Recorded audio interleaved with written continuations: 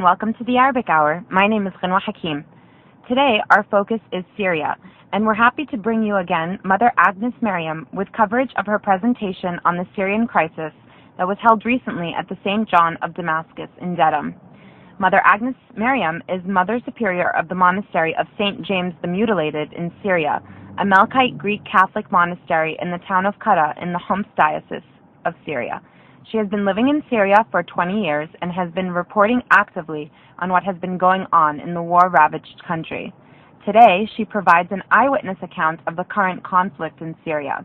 Mother Agnes Mariam and the Mussalaha, or Reconciliation Initiative in Syria, has been nominated by Mairead Maguire, Nobel Peace Laureate, for the 2014 Nobel Peace Prize.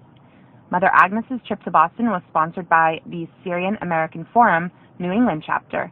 For more information, visit their website at www.syrianamericanforum.org. And now to our coverage. I would like to welcome Mother Agnes and Sister Carmel. We were lucky to have her because she's staying in Boston less than 24 hours, actually almost 12 hours. So we were very lucky to be able, staff were able to arrange to have Mother Agnes with us. Just a few words. I'm sure most of you have the bio about Mother Agnes, but I wanted to try to give a quick idea. Mother Agnes is the Mother Superior of the monastery of St James in Qara, Qara. She is the spokesperson for the Catholic Media Center of the Diocese of Homs, Hama, and Yabrud. She is very well known for her important role in the reconciliation movement that's happening in Syria, which we call the Mussalaha. I'm not going to talk a lot. I'm going to give it to Mother Agnes. Help us welcome Mother Agnes. Thank you. Dear brothers and sisters, the peace of our Lord be with you. I am very happy to be here in Boston among you, invited by the Syrian-American Forum.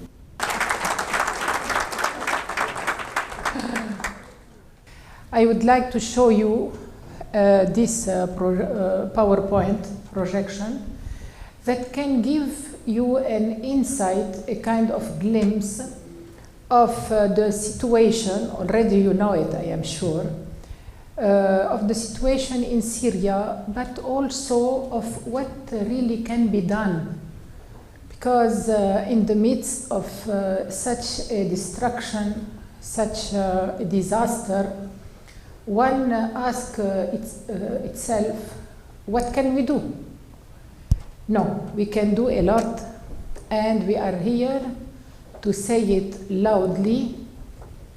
What has been lost is, of course, very important, very precious. Let us think about our martyrs, about those who have been wounded, the handicapped, the orphans, widows, every person that have been touched in her body or in her wealth, the displaced, the refugees, etc. So let us begin. I want to begin a little bit with the end. Here we are with Free Syrian Army fighters that normalized their situation in the center of Homs. 1 week before the declaration of the settlement of this important historic place, we had with the peace, international peace supporters visit with Peace Prize Nobel Laureate Mairead Maguire. We had a meeting in the Hotel Al-Kabir in Homs with the Reconciliations Committee working in Homs, its province, since 2 years. We have been sharing with them this endeavor for 1 year long, especially in Al-Wa'r and in the center of Homs. There is a very interesting article in the Washington Post who is giving insight of what is really going on in Syria this last period. Why are fighters leaving the Free Syrian Army? And it means that he is underlining this new phenomenon that the former armed opponent are leaving their lines and they are going back to the Syrian army. He gives a kind of survey during various months. They were making statistics, and he gives the answers of those who are leaving. Family pressure, the risk of dying, need to take care, lack of teamwork, lack of discipline. Look, it is growing. 36% lack of teamwork in the group, 44% lack of discipline in the group. Now, something that the Washington Post did not say and will not say, of course, because the FSA is being abandoned by the international community and by the so-called Friends of Syria, who are financing actually and supporting the extremist and the terrorist group affiliated to Al-Qaeda. This is the real reason why the Free Syrian Army soldiers or fighters are leaving the Free Syrian Army and they are joining the National Syrian Army in historical reconciliation events like here in Babila, where we see two antagonists, Free Syrian Army or even Jubhat al-Nusra, coming, to embrace a popular committee fighter. Also, to begin with the good news, after the settlement in Homs, people could return for the first time since 2 years, almost 2 years, to see the situation in their city.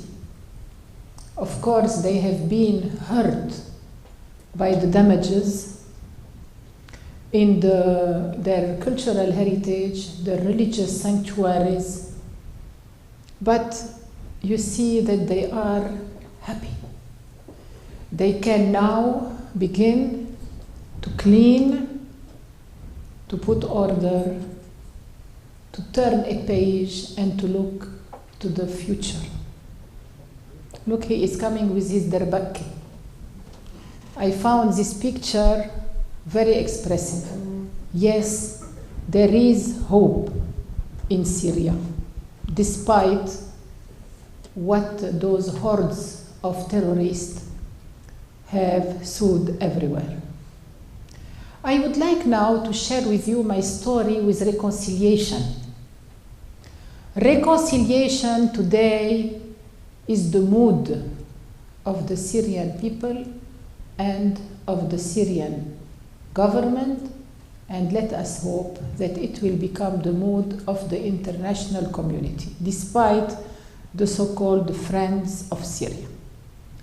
First of all, what have we been doing in the beginning of the uprising? It began in Daraa, and we knew about it through media, mainstream media, and also through witnesses. This is our monastery after being restored St James the Mutilated, 6th century in Qara, 90 kilometers north of Homs. We are a community of 8 nationalities that is still there despite all what happened. In the beginning, or even now, we are always answering to any quest of the civilian population. Here they are asking us to help them liberate their sons that were detained in the jails of the government. Now, Syria, they say that it is a civil war. This is a big error that misled the public opinion. The conflict in Syria is, of course, internal, but it is also external. It is infiltrated by the different border, through the different border, and you see that most of the hot zones, the area of armed rebel activities, precisely are nearby the border.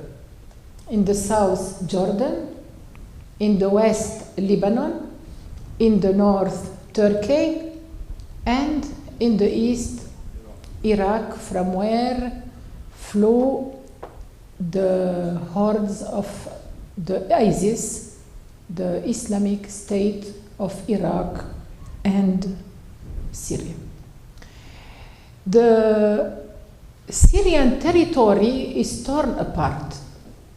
It is under the control of many factions. Let us see the greatest. The reddish areas are the government-controlled areas. The bright green are the Free Syrian Army areas. The dark green are Jubhat al-Nusra or Nusra Front, affiliated to Al-Qaeda but internal areas, and the gray, the ISIS, Islamic State of Iraq and Syria, called Daesh in Arabic, and the yellowish are the Kurdish countries, regions. Now, there is a big progress of the government in its fight against terror. You see here the reddish areas are the government. You have some slight spots of Free Syrian Army here and there.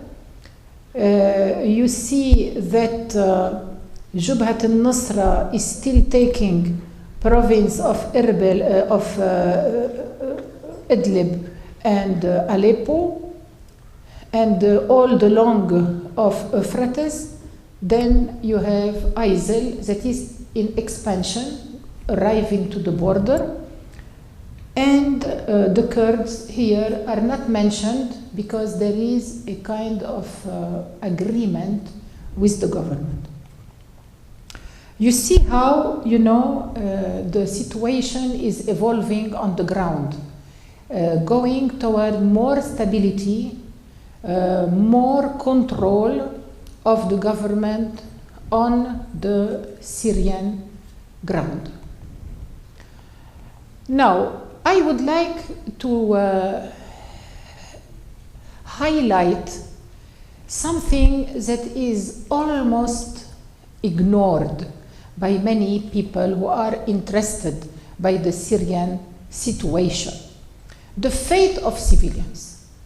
What we care about is the fate of the innocent.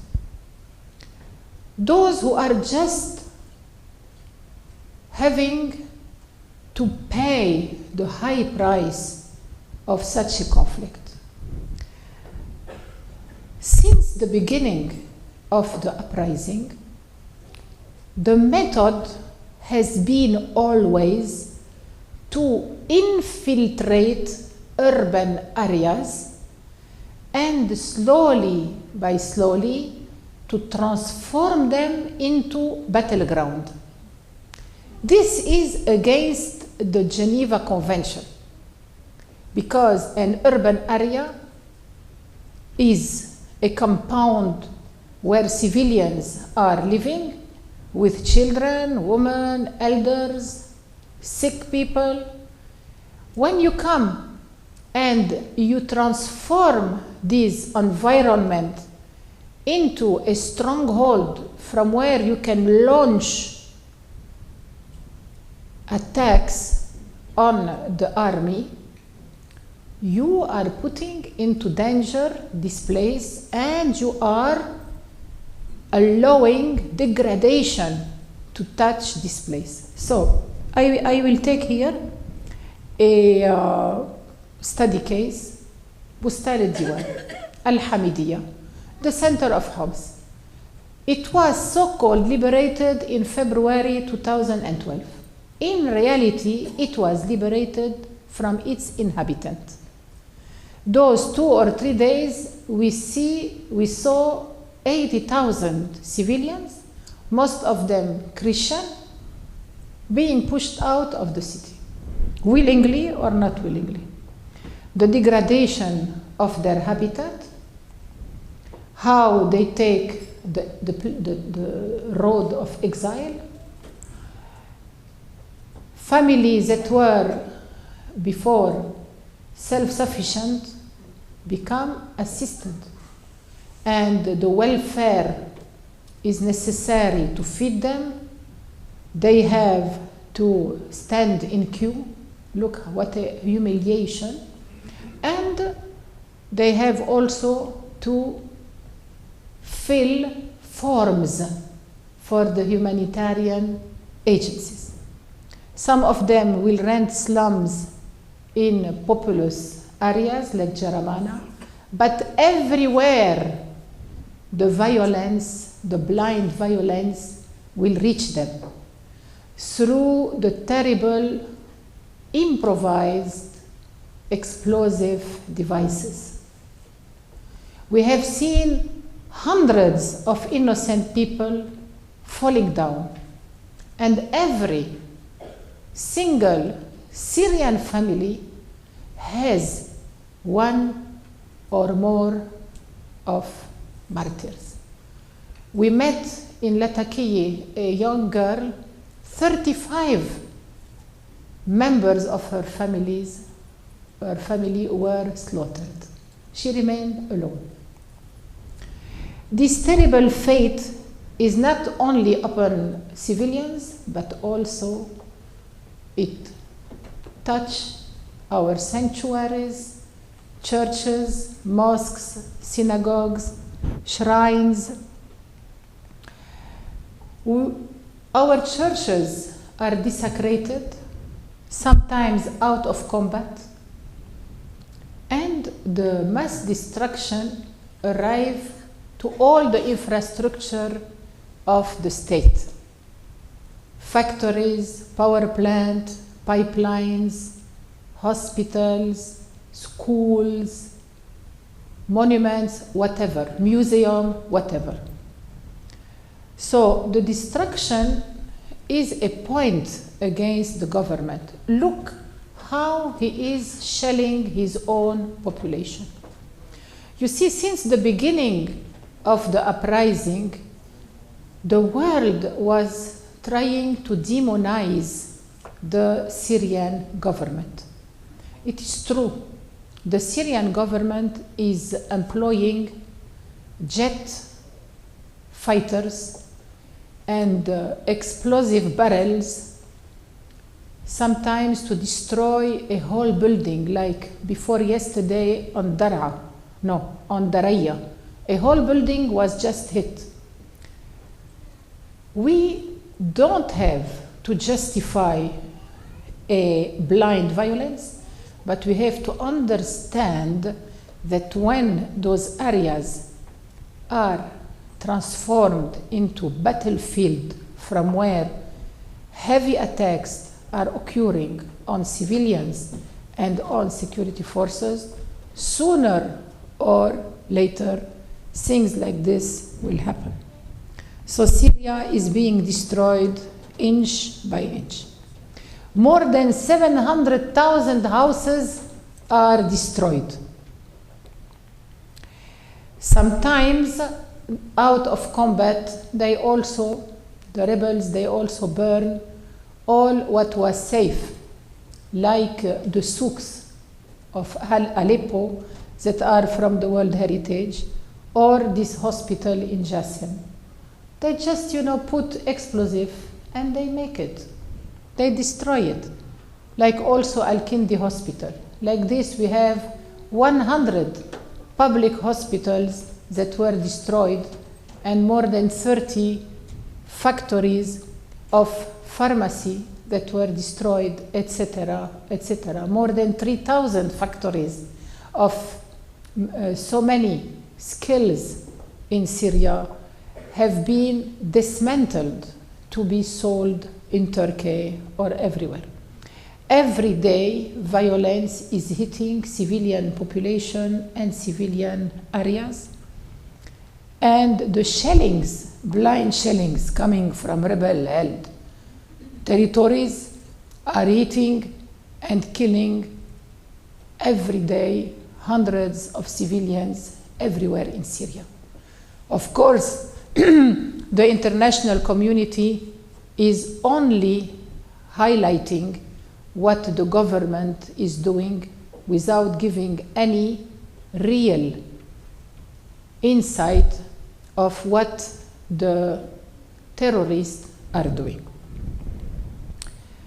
The Syrian humanitarian tragedy must be always before our eyes, because the main victim in Syria, as I said, is the civilian population. This conflict produced an unprecedented human disaster on local and regional scale. As we have said, when we take the civilian population as a human shield, or the World Heritage as a cultural shield, we will provoke the disintegration and the destruction of both the civilian population and the cultural heritage and the infrastructure. So as a result of the Syrian conflict, more than 9 million Syrians are displaced, 7 internally and 2 million externally. You have here the maps where you can see the hot zones, the zones of safe haven. Inside the hot zones, for example, in Hasaki, all around the population came into Hasaki. You have 1 million displaced taking refuge inside Hasaki, for example. Here you have the transmigration inside Syria. You see that people sometimes they have to run away more than 800 kilometers amid a lot of dangers, and many are either robbed or abducted or slaughtered or injured, and women raped, because they have to pass through zones that are under the terrorist control. Well, we can elaborate a lot about the displacement of it is a historical displacement of the Syrian population. Sometimes they have, you have families, they have been displaced twice or 3 times or 4 times, because they leave one place, they go to another, and the violence will follow. The consequences of the Syrian conflict, I think that we have much more than 150,000 dead. 15 million in need, 7 million displaced inside, 2 million outside, and of course countless of orphans, widows, handicapped, and forcibly disappeared persons. Look how fearful is the proportion. Half of the population is displaced in reality. In Syria, each minute you have a family that is being displaced. It makes 9,500 civilians that are displaced every single day. And of course, the humanitarian principles are back. They are lost. We are entering in Syria in a post-civilized era, and we are inaugurating the new barbarian era. Now, I would like to underline the minorities' fate. Look how we put the Sunni among the minorities. What does it mean, the minority? A minority is an element of the civilian society that is targeted. And because it is targeted, it becomes a minority. Look how the moderate Sunnis are the first. And here I pay my respect to all the martyrs of the Ahl Sunnah who stand with courage and tenacity to say, we want Syria as a state and we do not want to dismantle it. You have the Alawite, Christians with all their diversity. What is the Orthodox? Excuse me. Please, it's not meant. I hate to enumerate those minorities. That's why I didn't pay any attention. You have much more, I didn't say, but of course the Greek Orthodox community is the biggest one. Shia, Druzes, Ismailite, Yazidite, Kurd, etc. Now the Christian faith, only for United States, it's good to know it, that the Christian Syrian are present everywhere in Syria. I didn't know it. The events opened my eyes. They are in Idlib, they are in Aleppo, they are in Al Jazeera, they are in Raqqa, they are in Palmyra, they are everywhere. Sometimes their proportion is 2/3, some other time it's lower. 2 million, 0.2, 1,000,000.3 are displaced, 400,000 are already outside of Syria, more than 6,400 deaths, 10,000 forcibly disappeared, 200 churches and Christian institutions destroyed, 2 bishops and 2 priests still abducted, entire cities and villages destroyed. Please, I really apologize. I hate to speak like this, but I have been told that in USA, some are interested to know it. But please take into consideration that the other communities are sharing the same fate. It's the same fate for everybody. Here you can see the village of Ma'lula. You see, those attacks are without any reason. It was out of combat. It's not something strategic. They have destroyed the most ancient church in the world, precious heritage, and we can say that we have 3 real saints in Ma'lula: the Michael Ta'lab, Antonius Ta'lab, and Sarkis Zachem proclaimed their faith, and they were slaughtered because they didn't want to renounce to their faith. Here they pray. The desecration of the religious symbols, the public desecration, is to inject the sectarian spirit more and more artificially.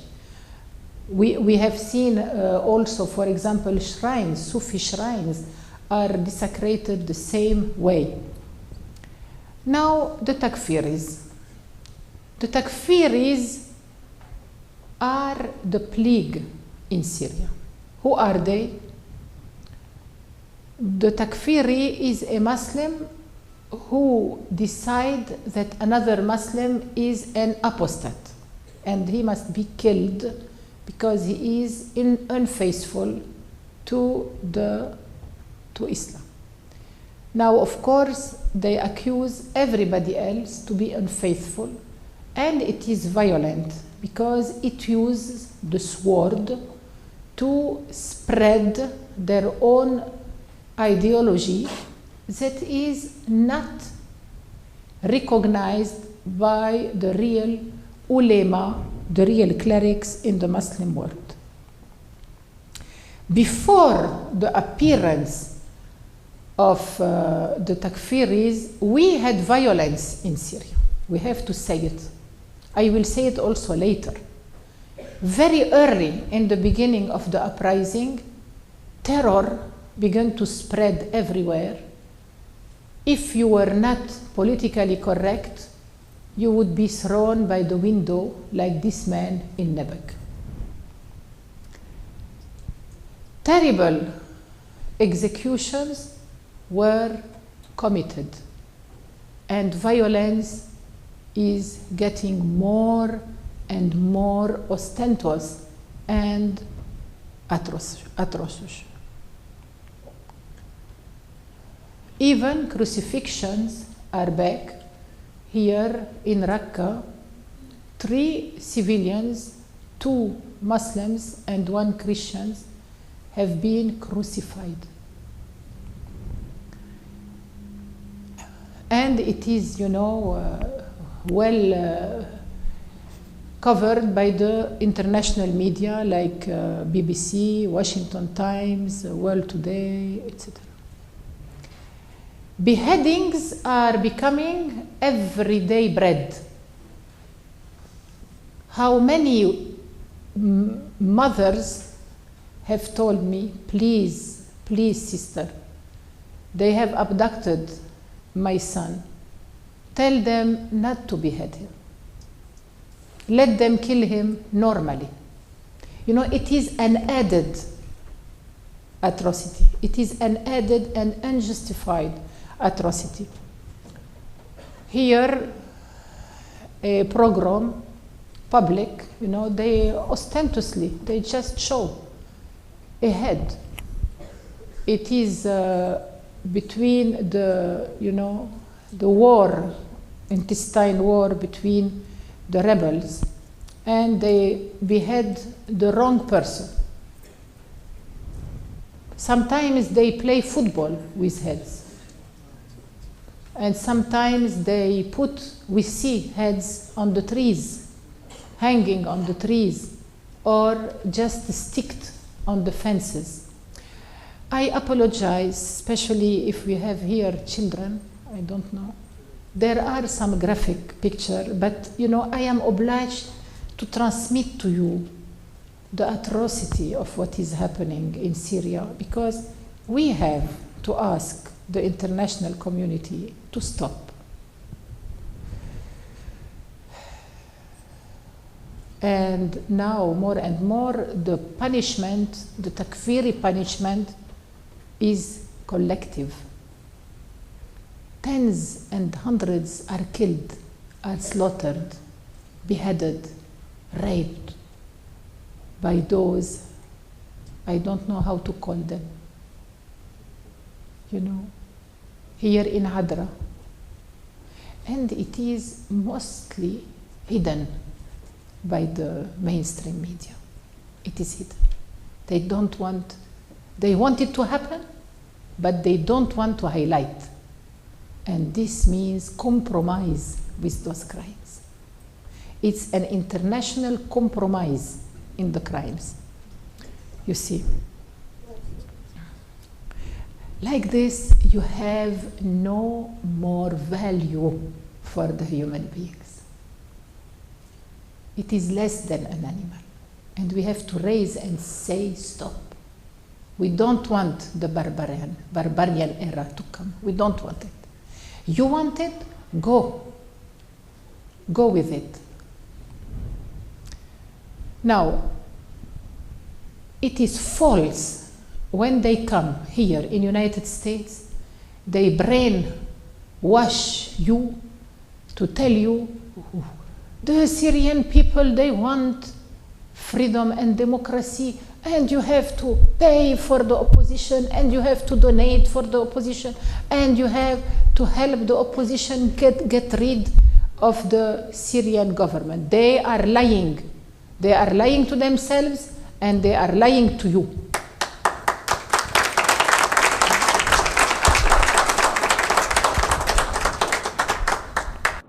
You are watching special coverage of Mother Agnes Mariam's presentation on the Syrian Crisis that was held recently at the St. John of Damascus in Dedham and sponsored by the Syrian-American Forum, New England chapter. We will be back with the remainder of Mother Agnes Mariam's presentation after this short program ID.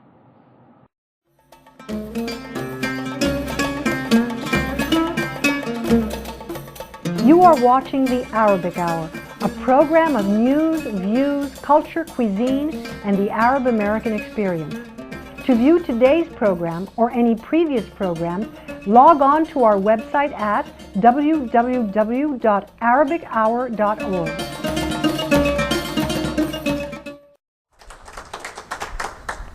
Here, the Daily Mail, British newspaper.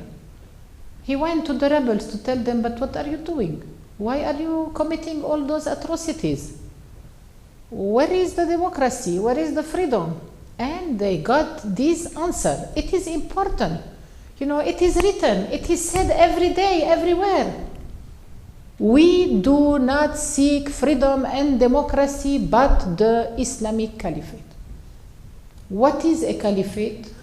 It is the succession of the first kinghood in the Islamic world. But of course, the first caliphate, which was the Umayyad Caliphate, was a super civilized caliphate. It was a real beautiful mixture, inter-influence between Christianity, Judaism, and the new raised Islam religion. It's not like them. The new Islamic Caliphate has nothing to do with any caliphate in the past, not even the Ottoman. That was enough brutal. And to give you the proof, look at this auto license. This is an auto license, okay? What is written on it? Dawlat al-Khilafa, Wilayat al-Sham. The caliphate state, Levant province. This is happening in Syria. Okay? So let us say to the opposition, tell us, where did you, what do you mean when you say that democracy is your burden? Where is it? I am trying to find it. I am trying to find the democracy and the freedom in the so-called liberated areas in Syria that you are controlling since 2 or 3 years. And look what we have here in Aleppo, the cultural capital of the Arabic world. Instead of our cultural centers, instead of our souks and our museum and our universities, what do we have? The Committee for the Obligation of Goodness and Prohibition of Evil. You can see Hashawfet, you can see what head they have. Okay? To impose religion under threat of death or mutilation. And mutilation begins, look. The chopping off a hand.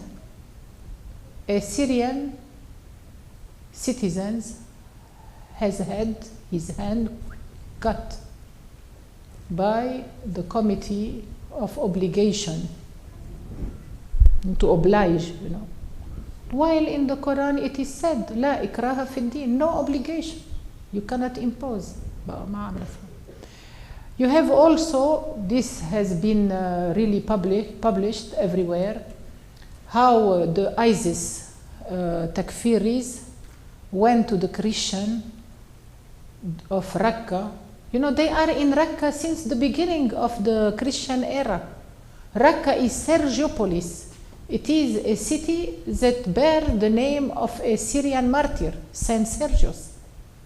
And you have there a beautiful city, a kind of huge monastic city with the sanctuary of this saint.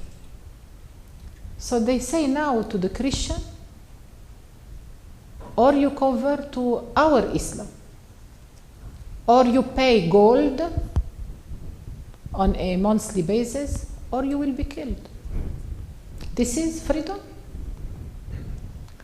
Now in Syria we have 6 fighting groups. Among them only a part of one is not affiliated to Al-Qaeda. So when they tell you they will help, when you hear the government says, we will help the moderate group, I am trying to find them. Where are they? There are no moderate group today that are helped by the international community. All the groups that are financed and that have effectively money are affiliated to Al-Qaeda. For example, the Chechen. Look here, Abu Omar al-Shashani. His name is the Beheader because he is very proud to have beheaded 300 people, this man. And another phenomenon, children are hired. Instead of going to school, all the schools are shut. They hire them to fight. And this little boy has been killed in the fight. Now, do the Western countries support takfiris? Yes, they support takfiris. And you have here a report by John Rosenthal, a Jew. According to a recent report in the Wall Street Journal, Saudi Arabia, apparently with US backing, it's not apparently, it's really, you see, has agreed to provide advanced weaponry to blah blah blah of the Syrian rebellion. This is what is true. So now, where do we go in all this mess? Facing this infiltration in Syria, where do we go? For us, it is reconciliation through forgiveness. Of course, reconciliation will not work with the takfiris. They have to leave Syria. And we have to ask urgently our governments to make it possible for the takfiris to leave Syria and go to their countries. We have created the international support team for Mussalaha in Syria. And I would like to talk about forgiveness. You will say how it is possible to forgive to someone who has killed, who has raped, who has, okay. I will give you this story, you will conclude.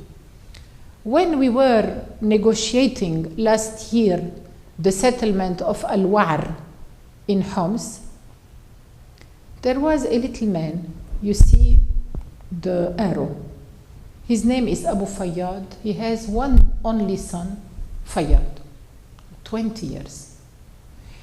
And everybody was, you know, shouting against everybody during those negotiations.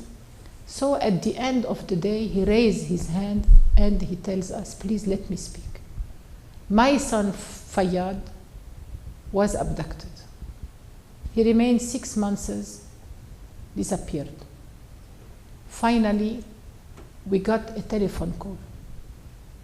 Tomorrow Fayyad will come at 10 o'clock. We were happy. We brought sweets. We invited our neighbors, our family. And the second day at 10 o'clock, a car passes and throws something. Now, please, little children, you close your eyes. Those pictures are given by Abu Fayyad. So they opened the door And what they see? A plastic bag. And in the plastic bag, horribly tortured and cut in pieces, Fayyad. You see, Abu Fayyad said, when I saw this, my heart was broken. They took my life. After a while, my wife and myself, we took a big decision. We decided to forgive. And I come to tell you, brothers and sisters, said Fayyad, forgive one to another for the sake of Syria. For the sake of Syria, forgive one to another. This is the mentorship of Mussalaha. It goes so high. And it is happening like this on the ground. Of course, with caution, but it is happening. And this is a big honor for Syria. But it's difficult for all people. It is difficult, but I am telling you, it is not imposed. It comes out of the nobility of the Syrian population. It is happening. It is happening. So, you know, Sunnis, Alawite, Christian, Shia, Druze, Ismailite, Kurds, Caucasian, Yazidis, Murshidit, Sabayit, all those people, they are, you know, interacting. And like water brings back life in many regions. Of course, it is difficult and it is dangerous. Look what they have done with Father Franz von der Lugt, who was assassinated by those rebels with whom he wanted to stay as a man of peace. So we were supported by Mairead Maguire, the Nobel Laureate, Peace Prize Nobel Laureate. She invited me to Belfast and we decided to work together.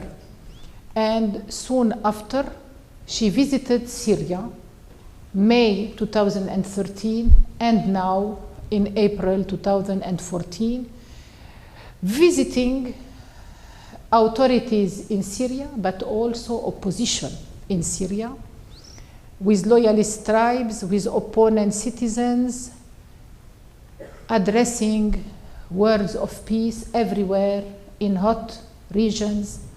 It was a very, you know, here we are making negotiation for the first settlements in Al-War. We are working on it since 1 year. And like this, with her support, the support of the peace activists around her, first time they were 16, second time they were 42, and there is more and more, you know, interest in reconciliation. We have an international network. We hope that you will join us with your resources. We have been asked to give our testimony in the Human Rights Assembly in Geneva, where I took with me people from reconciliation many times for sides events. We are in close contact with the Commission of Inquiry in Syria, here with Mrs. Carla Del Ponte, former president of TPI. We work on the side of enlightening the human rights violations in Syria. Our work means, you know, to go to on the ground, to meet people, to see those who are wounded or dead. We are in contact with everybody, with the press. It is a real ministry. And prominent personalities that support Syria, of course, you have our spiritual leaders.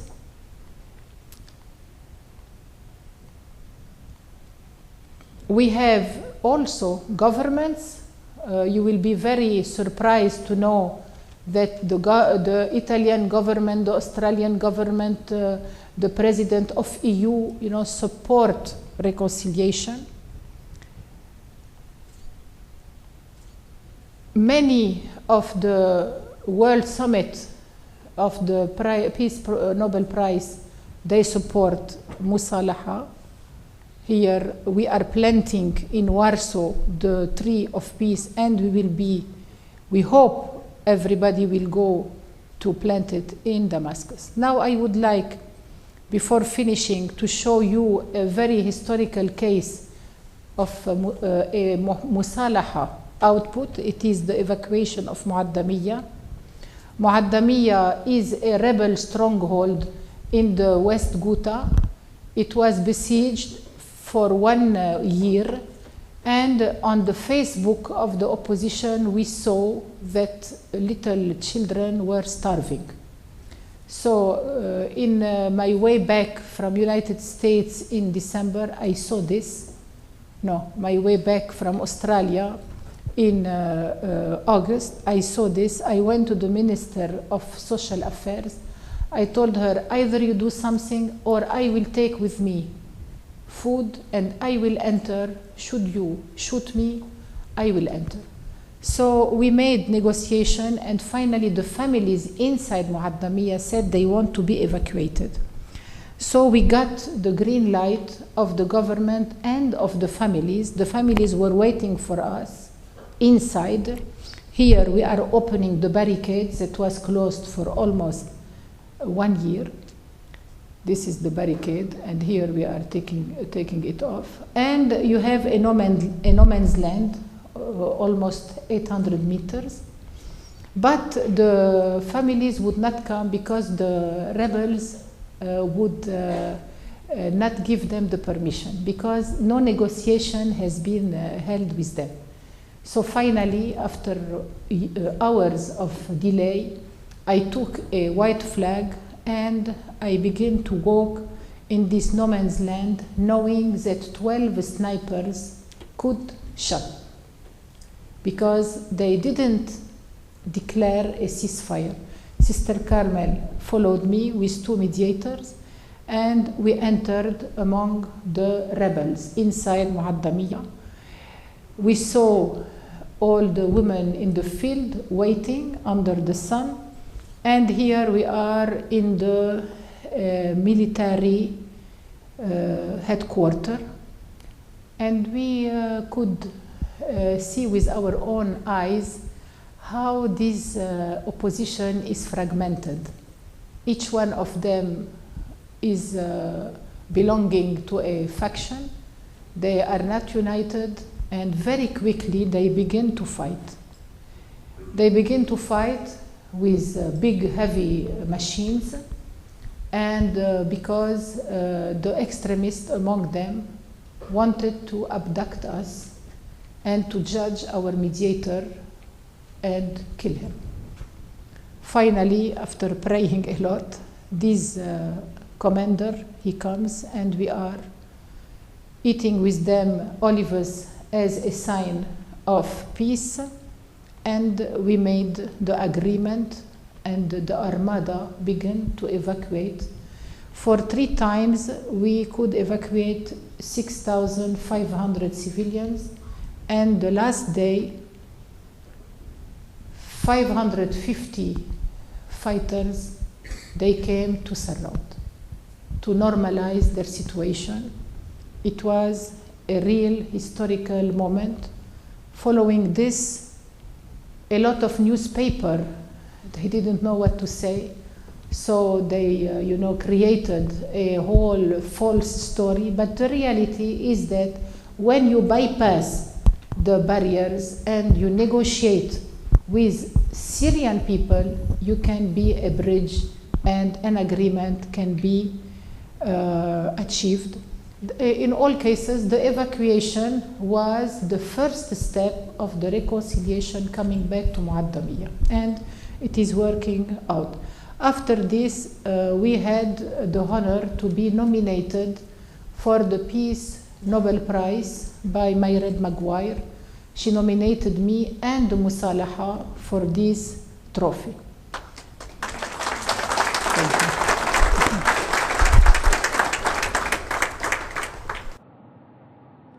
That was our coverage of Mother Agnes Mariam's presentation on the Syrian Crisis that was recently held at the St. John of Damascus in Dedham and sponsored by the Syrian-American Forum, New England chapter.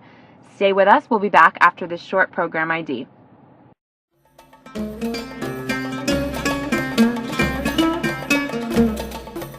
You are watching the Arabic Hour, a program of news, views, culture, cuisine, and the Arab-American experience.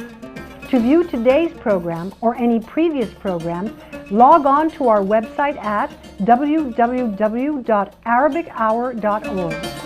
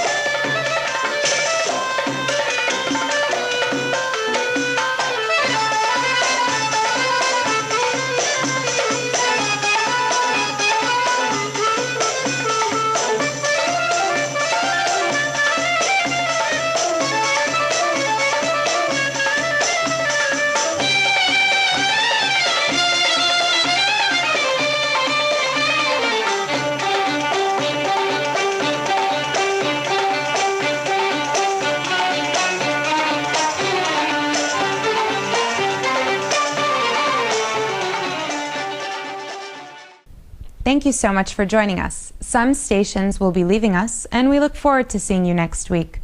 For those of you staying with us for the remainder of the hour, we hope you enjoyed the last musical segment following the closing credits. On behalf of all of the volunteers here at the Arabic Hour, this is Ghanwa Hakim, and I look forward to seeing you next week.